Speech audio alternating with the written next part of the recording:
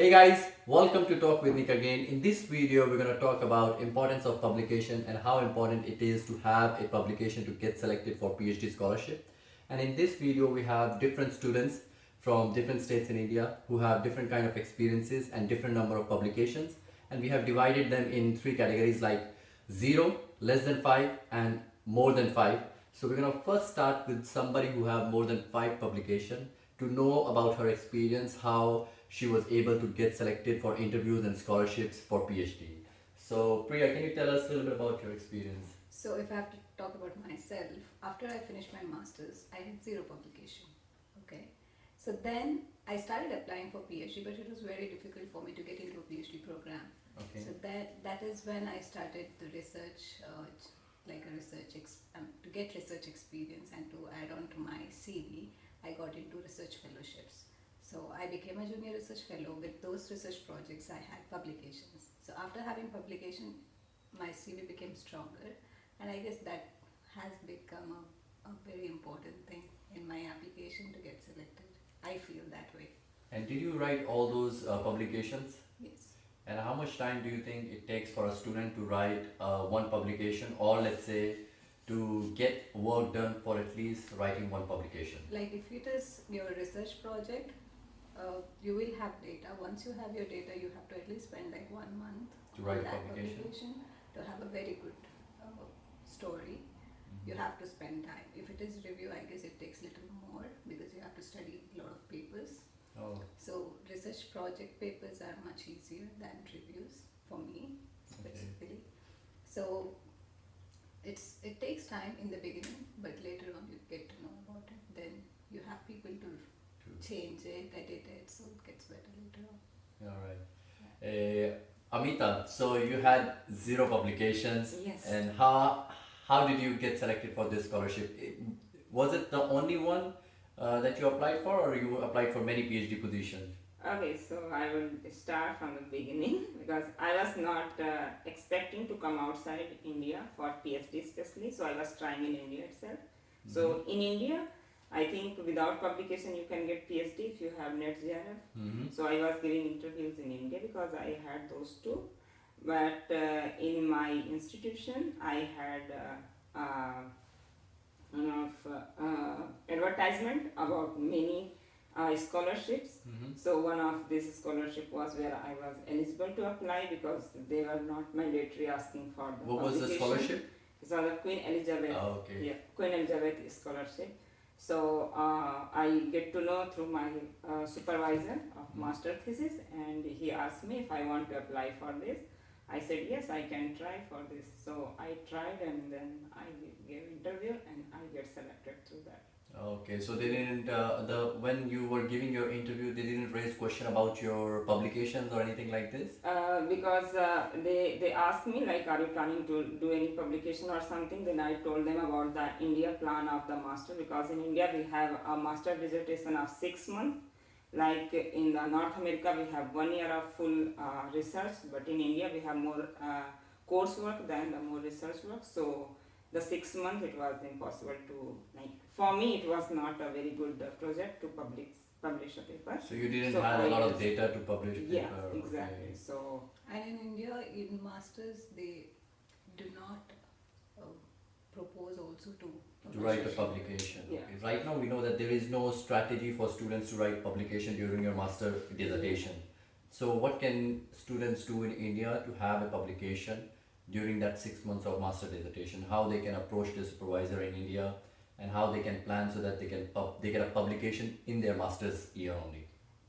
if I have to say, I saw the students who has publication, like my classmates, they were either the part of big project which were already going on in the lab, so they did some part of it and they published, or they already started going lab since the first semester, the beginning of the master. So they 2 year of the dissertation, I can say. They already fixed their But they were not supervisor. working full time in the lab, right? Like they were going in their free time.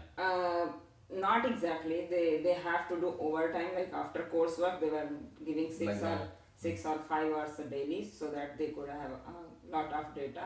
They could have published. I did the same thing. I didn't do it like all the time, but I also spend some of my master's coursework in the lab, and I could publish few articles when I was there in the lab. I was able to publish when I went to an internship. Like I could do my internship at the same place for 2 consecutive summers, and I could produce enough data in those 2 consecutive summers to write an article along with a PhD student. So it also depends on your networking skills along with other PhD students wherever you are working, and how good is your networking, and then you will be able to collaborate with particular PhD student to write an article. Because individually, when you are a PhD or final year bachelor student, you are just learning. But if you are along with PhD student, you can speed up your work, and you can improve your writing skills and all these In things. India, I would like to add up something here. Like when we are doing a master thesis project, sometimes what happens is if you're affiliated to a different university where you're doing a project, they sometimes they do not give you the right to publish because it is Ah. their work. yeah. So, but they will give you a credit when they are publishing it. Yeah. So, but you may not get it at the same point, but you may get it later. Mm. So what's important here is that the place that you choose to do your internship, Okay. if it is a very good university or it is an organization or a national research center, it will be a good thing for your CV. Okay, got it. So though you do not have a publication, but you're having a research internship from this place, that name itself is a big thing.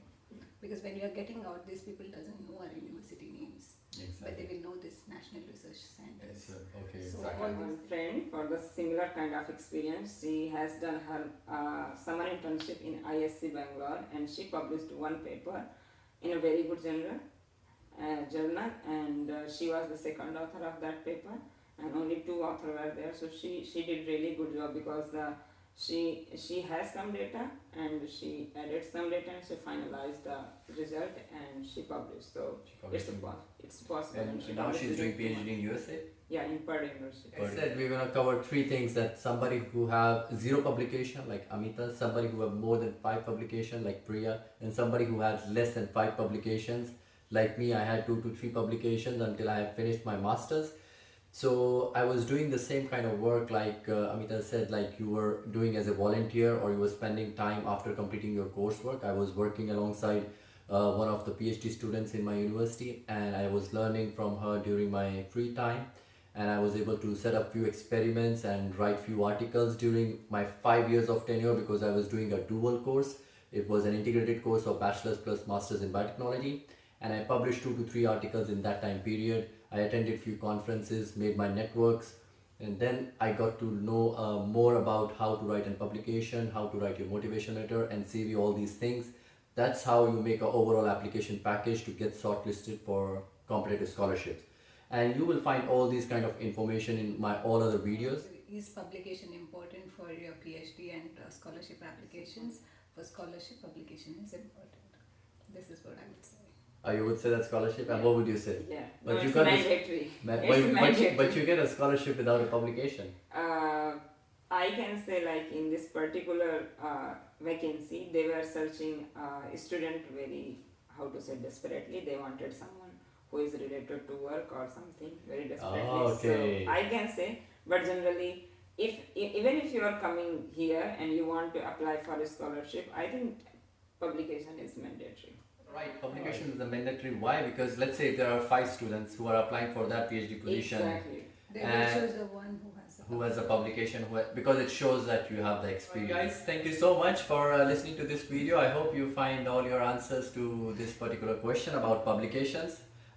Please stay tuned to our channel Talk with Nick for our next videos. Thank you very much, guys. Cheers.